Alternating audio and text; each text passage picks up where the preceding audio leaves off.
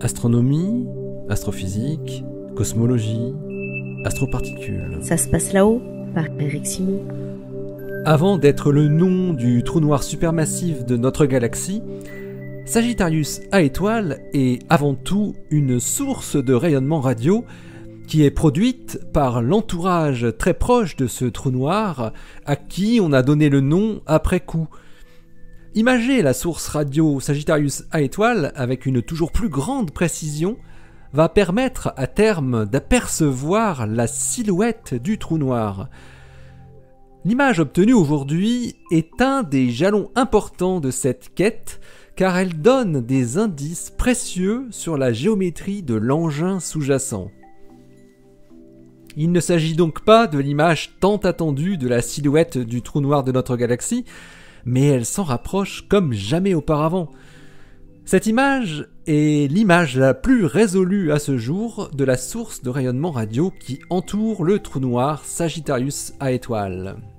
Accessoirement, cette étude est la première du genre à utiliser les antennes du réseau ALMA dans un réseau interférométrique à très longue base intercontinentale, nommé JMVA, le Global Millimeter VLBI Array.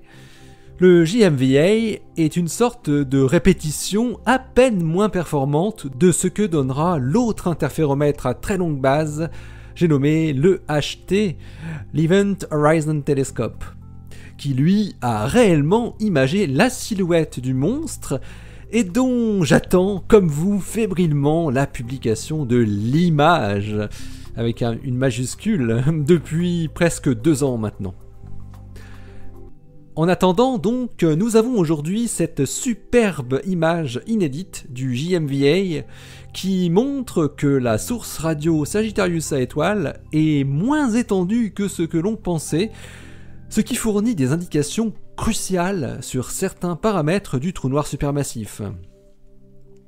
Les observations sur lesquelles est basée cette étude, qui est publiée aujourd'hui dans The Astrophysical Journal, ont été effectuées au même moment que celles de l'Event Horizon Telescope, en avril 2017. On y retrouve d'ailleurs une bonne partie des chercheurs du consortium de l'EHT, comme Shep Dollman et Aino Falke, qui se battront probablement pour un Nobel dans quelques années. Les 2 télescopes virtuels ont cependant des différences notables. Premièrement, le nombre d'observatoires impliqués et leurs distances respectives, plus importantes pour l'EHT qui se déploie jusqu'au pôle sud. Et ensuite, la fréquence radio qui est observée. 86 GHz, soit 3,2 mm de longueur d'onde pour le JMVA, et jusqu'à 320 GHz pour l'EHT. Une différence de fréquence qui joue également sur la résolution angulaire atteignable.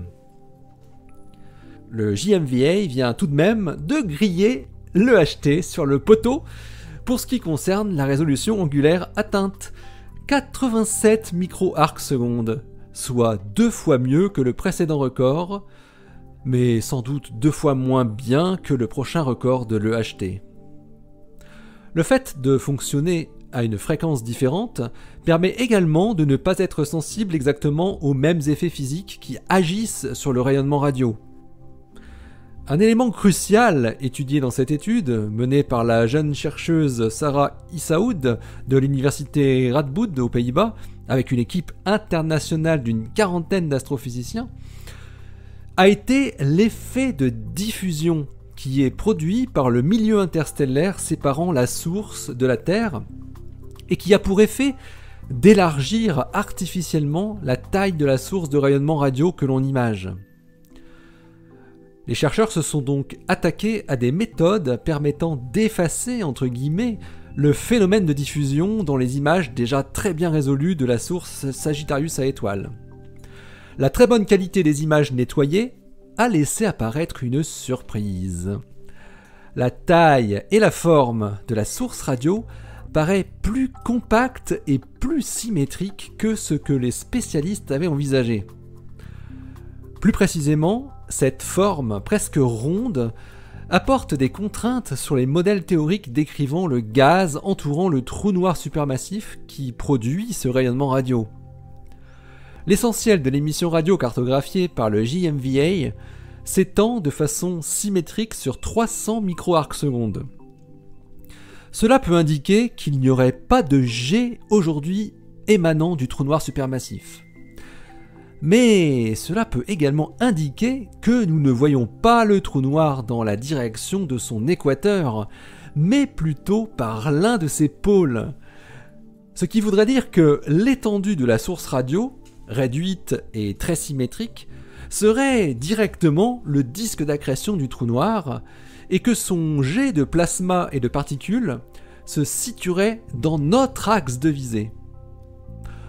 Au passage, cela indiquerait que l'axe de rotation du disque d'accrétion, et peut-être du trou noir lui-même, serait différent de l'axe de rotation de la galaxie.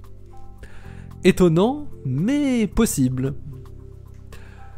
Cela est d'autant plus possible qu'une étude différente, publiée il y a quelques mois par la collaboration Gravity, avec les télescopes du VLT, avait montré elle aussi que le disque d'accrétion de Sagittarius à étoiles devait être vu de face, seule façon d'expliquer la cinématique de gaz qui était observée.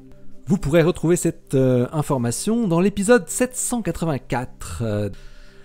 Cette première participation du réseau ALMA dans une observation interférométrique à très longue base montre donc toute sa puissance et a été ici déterminante pour obtenir la meilleure résolution sur Sagittarius à étoiles.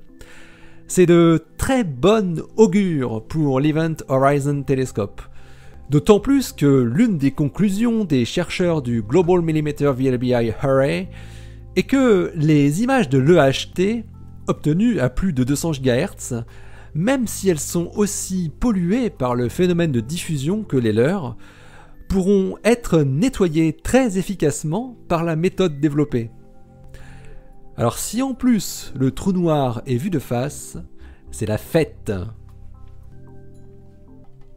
L'article de Sarah Issaoun et ses nombreux collaborateurs est paru dans The Astrophysical Journal, le numéro 871, daté du 21 janvier 2019. Il porte le joli titre « The size, shape and scattering of Sagittarius A* at 86 GHz, first VLBI with ALMA ».